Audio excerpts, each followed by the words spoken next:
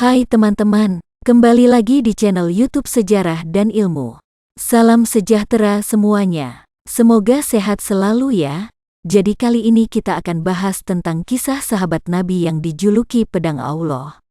Sebelum kita mulai kisahnya, mari sama-sama kita tekan tombol like, subscribe dan nyalakan tombol lonceng supaya tidak ketinggalan sejarah dan ilmu-ilmu lainnya di channel ini. Semoga ilmunya bermanfaat ya. Khalid bin Walid adalah sahabat Nabi Muhammad SAW yang dijuluki sebagai Saif Allah al-Maslul atau pedang Allah yang terhunus. Julukan pedang Allah itu diberikan berkat kejeliannya dalam bidang militer dan ahli taktik perang. Sebagai ahli militer, Khalid bin Walid menjadi salah satu panglima perang Islam yang tidak terkalahkan sepanjang karirnya. Ia menjadi panglima perang militer Islam dari era Nabi Muhammad SAW hingga Khalifah Umar bin Khattab. Masa muda. Khalid bin Walid memiliki nama asli Abu Sulaiman Khalid bin Al-Walid bin Al-Mughirah Al-Mahzumi.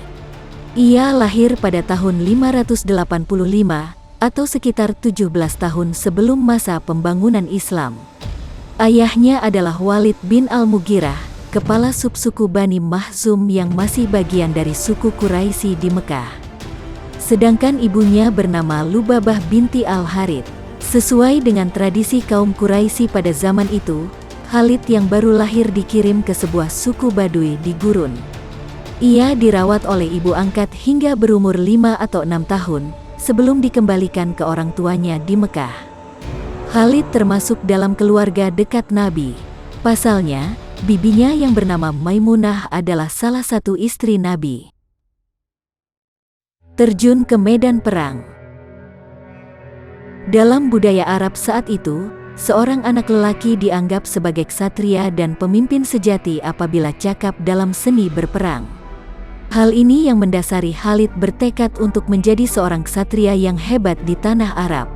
Dorongan dari sang ayah dan keluarga besarnya yang merupakan orang terpandang di suku Quraisy juga menjadi dasar Khalid untuk mendapatkan kedudukan terhormat. Dalam proses belajar seni bela diri dan berperang, ia dengan mudah menguasai teknik memanah, berkuda, dan memainkan pedang. Selain itu, ia juga memfokuskan diri pada taktik militer. Bakatnya ini semakin terasah berkat ketekunan dan latihan keras yang dilaluinya. Khalid tumbuh menjadi dewasa dan menjelma menjadi orang yang berani dan mahir dalam bidang militer. Pengetahuannya mengenai taktik perang pun menakjubkan. Kecakapan Khalid pertama kali dibuktikan dalam Perang Uhud. Pertempuran antara pasukan Islam di bawah pimpinan Nabi Muhammad SAW ini berhasil dilumpuhkan oleh Khalid yang memimpin pasukan Quraisy. Masuk Islam. Nabi Muhammad SAW selalu berdoa supaya Khalid memeluk Islam.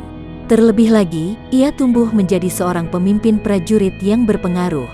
Ketika pecah perang Khandak pada tahun 627, Khalid mendapat tugas untuk membunuh Nabi Muhammad SAW dan hampir saja berhasil menjalankan misinya.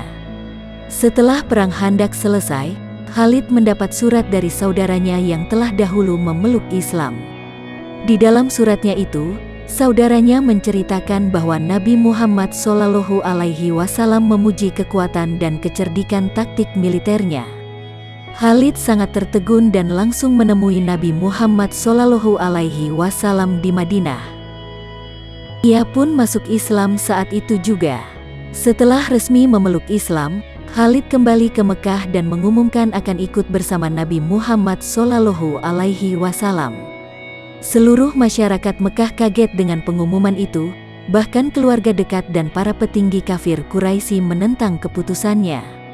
Namun, Khalid telah memantapkan hatinya untuk bergabung dengan barisan Islam di bawah pimpinan Nabi Muhammad SAW. Setelah itu, Khalid kembali ke Madinah di mana ia ditunjuk oleh Nabi Muhammad SAW sebagai panglima militer pasukan Islam.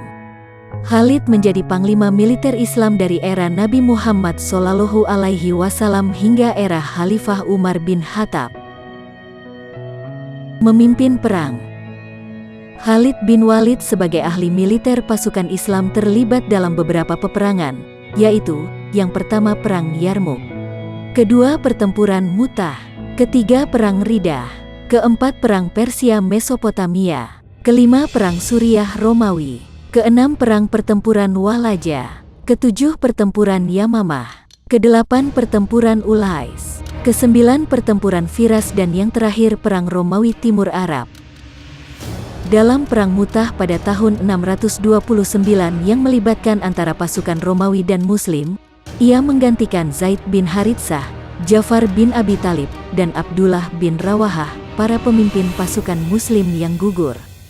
Gugurnya pemimpin pasukan itu membuat Khalid mengambil alih pimpinan pasukan dan mengatur ulang taktik bertempur.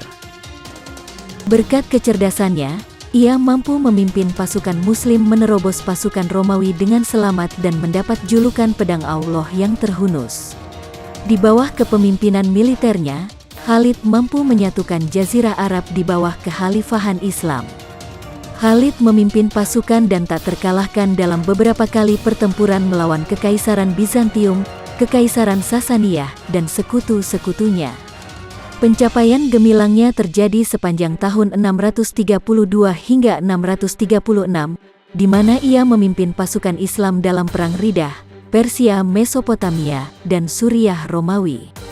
Khalid juga dikenal karena kemenangan telaknya pada Pertempuran Yamamah, Pertempuran Ulais, Pertempuran Firas, Pertempuran Walaja, dan Pertempuran Yarmouk. Setelah Nabi Muhammad SAW wafat, tampuk pimpinan Islam dipegang oleh Khalifah Abu Bakar.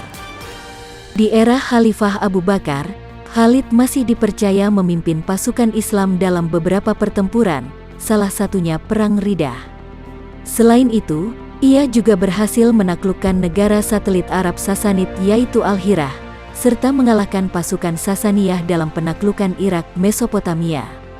Ketika Khalifah Abu Bakar wafat dan digantikan oleh Umar bin Khattab, perannya dalam militer dikurangi.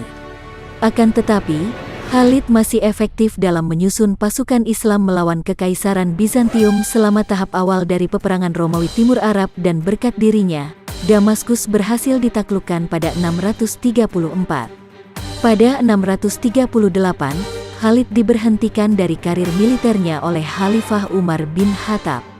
Khalid bin Walid meninggal di Homs, Suriah, pada tahun 21 Hijriah atau 642 Masehi di usia 50 tahun di tempat tidurnya. Sosoknya kemudian dikenal sebagai pahlawan Islam yang berperan memimpin pasukan umat Muslim menyatukan Jazirah Arab. Selama pertempurannya yang mencapai ratusan, Khalid dipastikan tidak terkalahkan. Teladan yang diperoleh dari kisah Khalid bin Walid. Sepak terjang Khalid bin Walid sebagai panglima perang Islam tidak diragukan lagi.